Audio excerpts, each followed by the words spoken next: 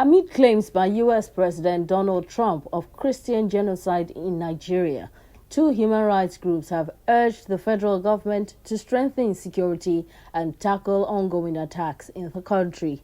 Speaking at a press briefing in Lagos, spokesperson Declan Ehekiari says that while some attacks target Christian majority areas, the crisis is driven by terrorists and their sponsors, not religion.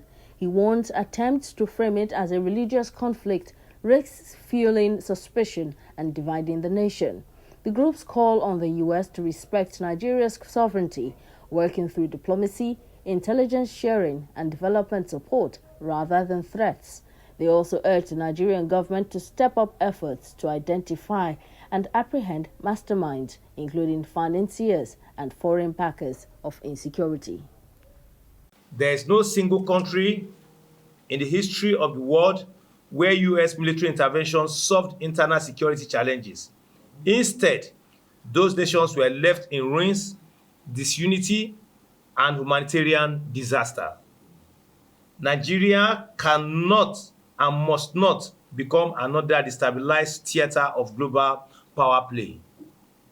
We call on the United States government to respect Nigeria's sovereignty and to work with us through diplomacy, intelligence sharing, and development partnerships, not threats of military force. The coalition of civil society organizations expressed firm confidence in the ability of the President Bola Ahmed Tinubu to decisively tackle Nigeria's security challenges. We are still rejecting that we don't want foreign intervention. Two, we have mentioned about 6 countries in which they have intervened into their internal security.